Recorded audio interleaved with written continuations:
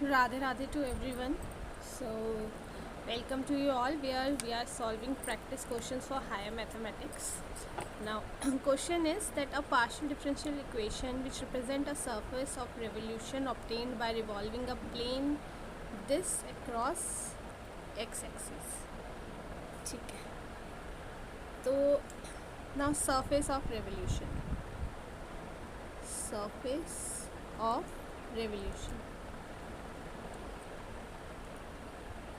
When a curve, कोई भी curve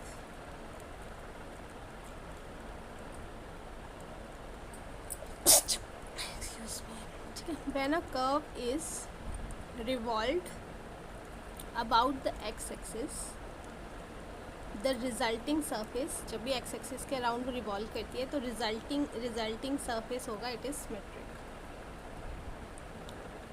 Resulting surface is symmetric.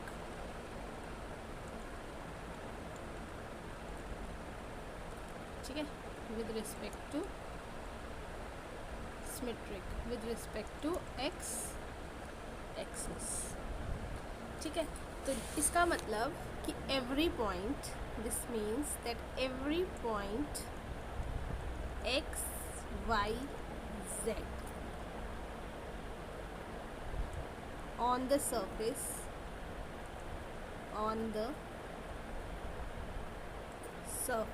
satisfy the condition, satisfies the condition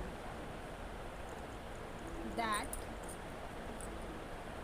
the distance from the point, that distance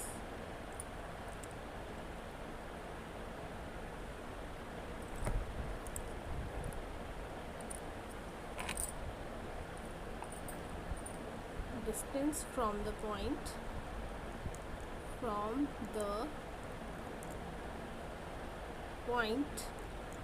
to the x-axis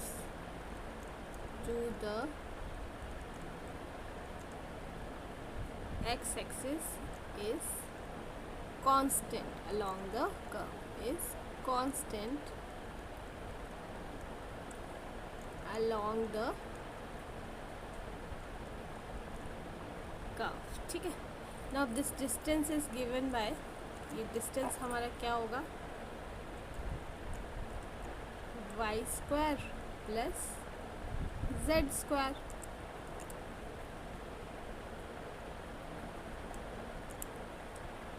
ठीक है, now अब क्या करेंगे हम, equation of surface. The equation of a surface of revolution, इसको हम कैसे लिख सकते हैं, दिस इक्वल्स टू 0. ठीक है, इसमें हमने क्या किया, बिकॉज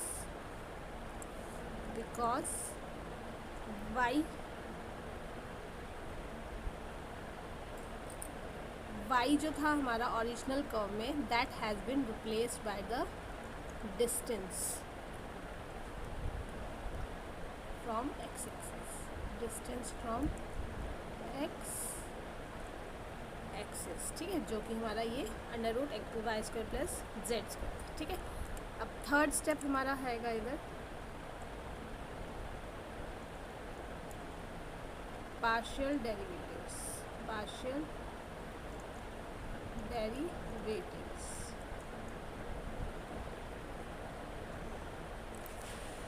अब हमें क्या करना पड़ेगा, हमें पार्शियल डेरिवेटिव लेना पड़ेगा with respect to x y z. ठीक है, इस सब का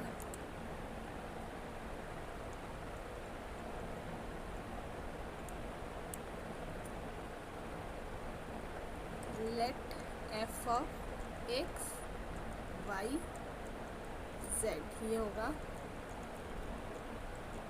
y² प्लस z². ठीक है, तो इनके हम पार्शियल डेरिवेटिव्स लेते हैं.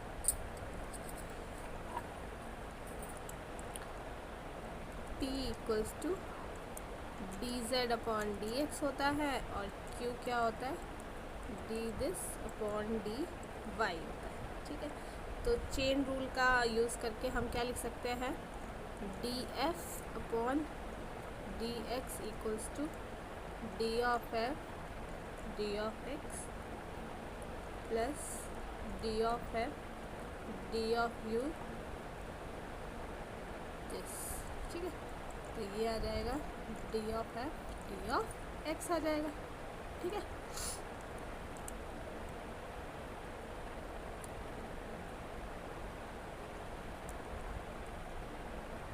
ना ये आ जाएगा D F upon D Y, जाएगा डी एफ डी यू और D U upon D Y.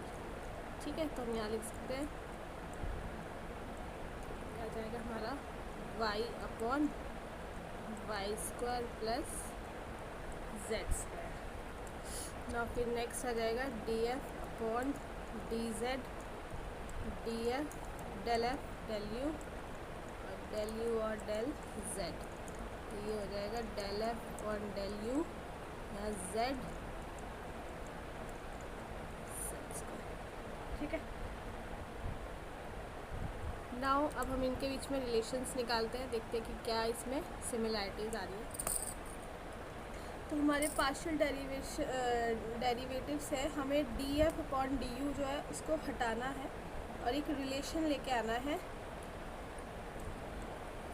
इसके बीच में, del F upon del X and del F upon del, इसके बीच में रिलेशन लेके आना है, इसको हम एलिमिनेट करेंगे, एलिमिनेट्स। ठीक है,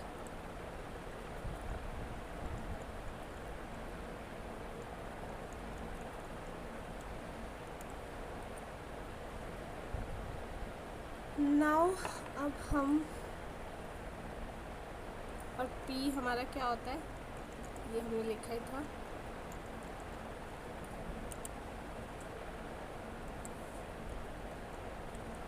Q हमारा आएगा del Z upon del Y, X आएगा एक्स के रिस्पेक्ट में और Y के रिस्पेक्ट में। तो अब हमारे पास जो इक्वेशंस बनी है, ठीक है, del F upon del Y जो है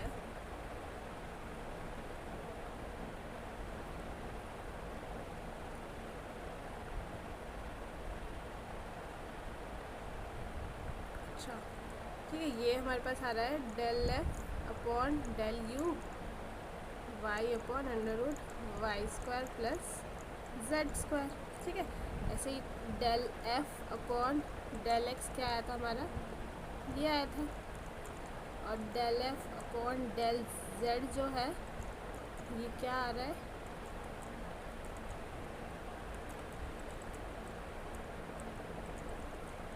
ठीक है। तो अब हमें इसमें इक्वेशंस जब हमने डाली, ये सारी वैल्यूज़ इसमें डाली, तो ये हमारा आ रहा है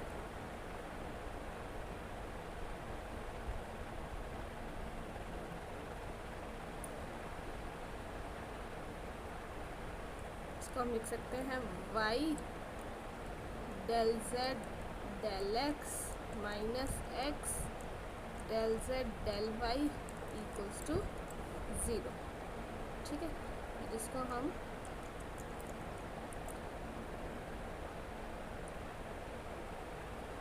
इस फॉर्म में भी लिख सकते हैं।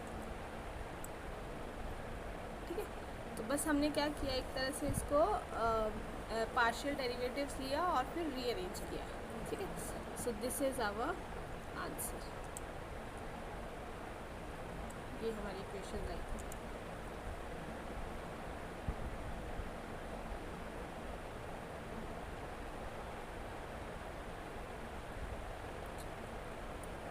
Now next question,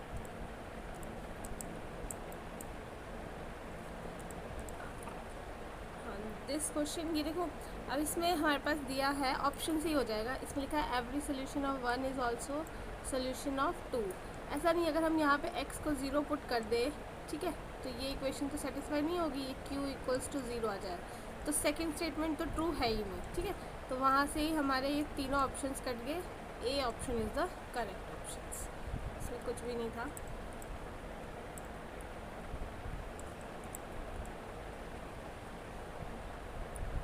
Okay, characteristic curve and the envelope of one parameter family of surface। ठीक है, चलो फर्स्ट हम करते हैं characteristic curve.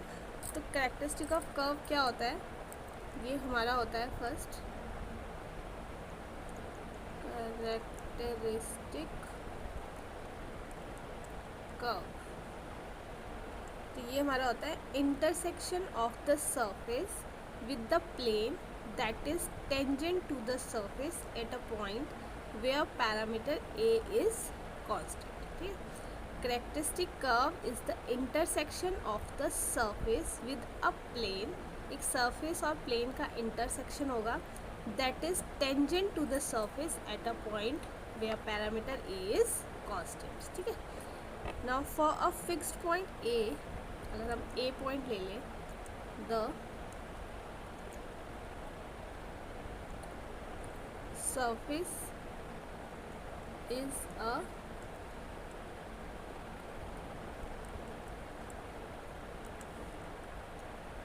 sphere with center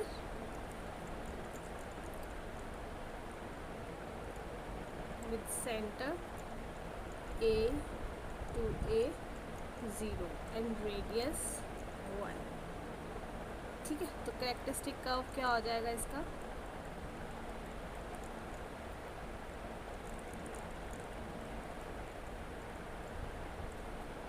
is a great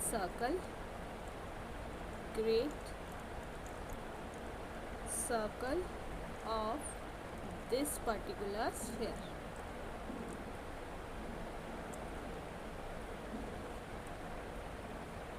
ठीक है।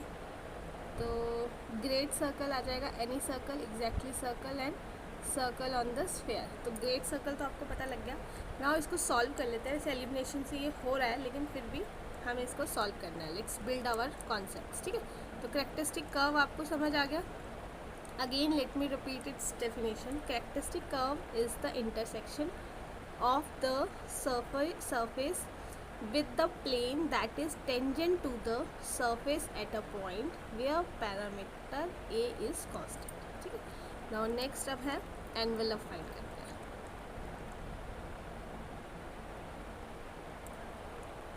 envelope, ठीक है।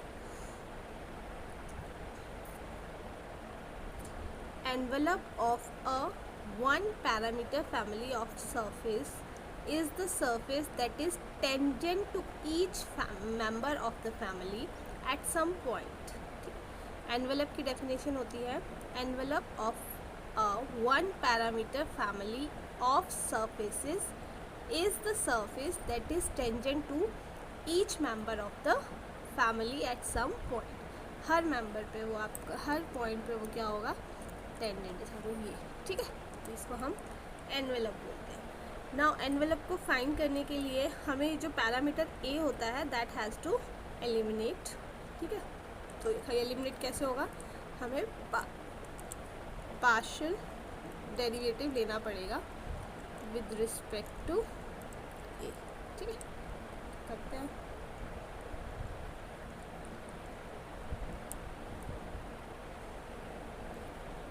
ना इसका जब मैं with respect to a partial derivative लूँगी तो ये बन जाएगा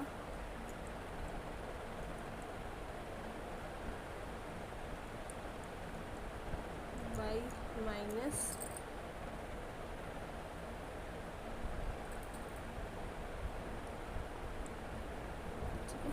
और इक्वल्स टू 0।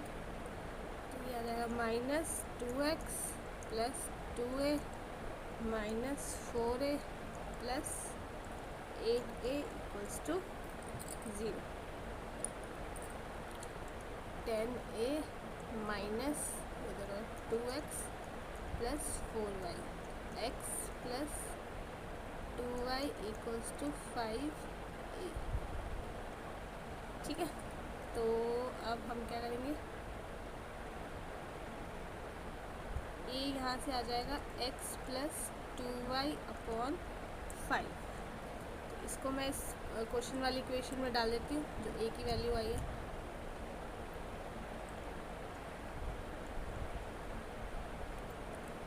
तो ये हो जाएगा x minus x plus 2y/5 इसका square plus y minus x plus 2y/5 इसका square plus z square equals to 1।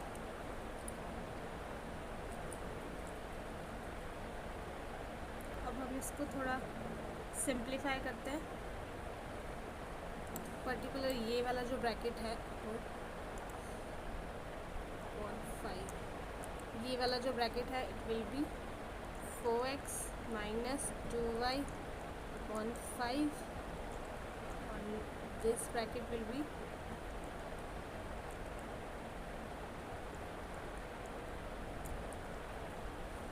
plus z square minus 1 equals to 0।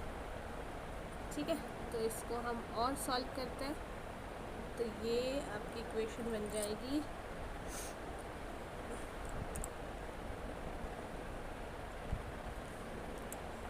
ये आ जाएगा आपका 16x² minus 16xy plus 4y² plus y² minus 4xy plus this upon 25 plus z² equals to 1। ये इसके बाद ये है ना, ठीक है। इसको सिंप्लीफाई कर देते हैं। So this will be we will be having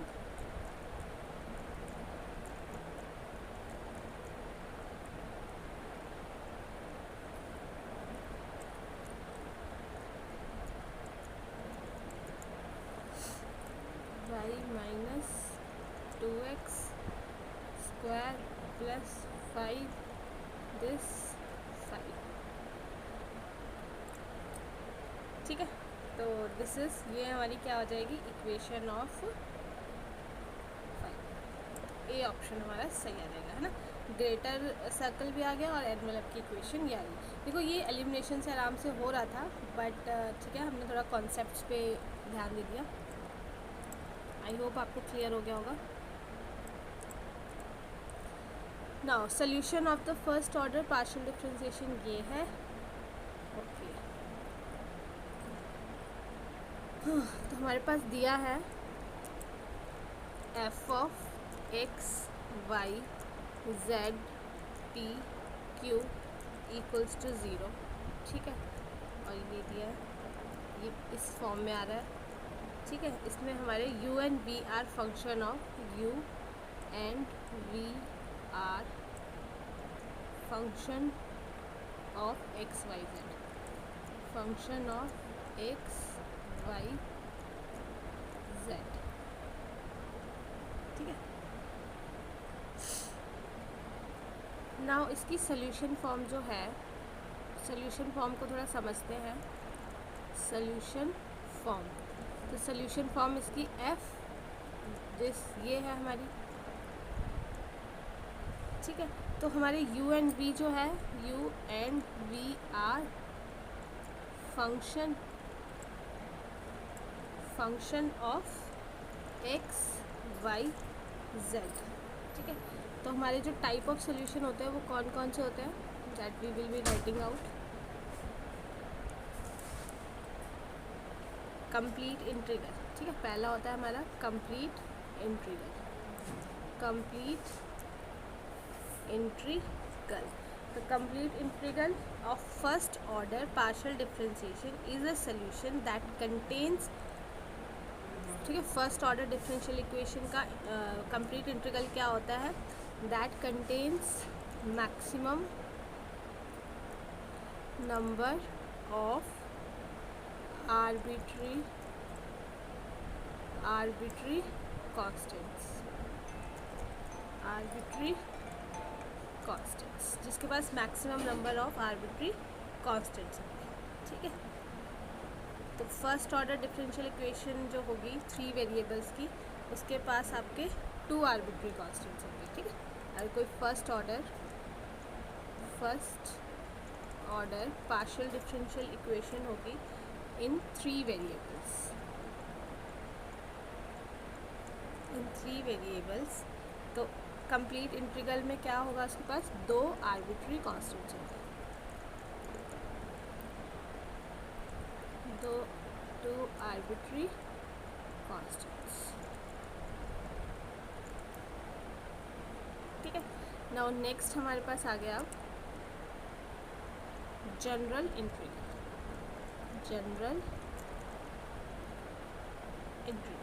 तो general integral is obtained by eliminating the arbitrary constant from the complete integral। तो जनरल इंटीग्रल कैसे आता है, जब हम आर्बिट्री कांस्टेंट्स को एलिमिनेट कर देते हैं कंप्लीट इंटीग्रल से। कंप्लीट इंटीग्रल होंगे उसमें जब हम आर्बिट्री कांस्टेंट्स को एलिमिनेट कर देंगे तो वो क्या आ जाएगा, आपका जनरल इंटीग्रल, ठीक है। नाउ अब हमारा नेक्स्ट आता है फिर पर्टिकुलर इंटीग्रल होता है एक specific solution obtained by giving particular values, ठीक है। पर्टिकुलर क्या होता है, जो हमारे आर्बिट्री कांस्टेंट्स है, जब उनको एक पर्टिकुलर वैल्यू मिल जाती है, पर्टिकुलर इंटीग्रल में आर्बिट्री कांस्टेंट्स जो है उनको एक स्पेसिफिक एक पर्टिकुलर वैल्यू हो जाती है, अगर पर्टिकुलर वैल्यू अगर मिल जाती है तो we call it particular integral, ठीक है। कंप्लीट सोल्यूशन में अगर आर्बिट्री कांस्टेंट्स को एक पर्टिकुलर वैल्यू मिल जाती है तो वो पर्टिकुलर इंटीग्रल हो जाएगा। Then is singular integral,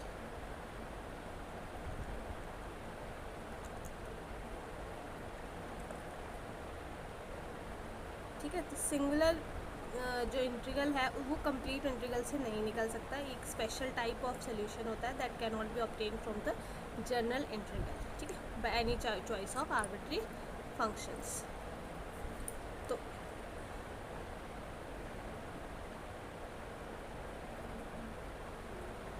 now ठीक है, अब आप देखो कि अब ये जो हमारे पास फॉर्म दिया था, इसकी फॉर्म दी है, वो दी है एफ यू और वी, ठीक है।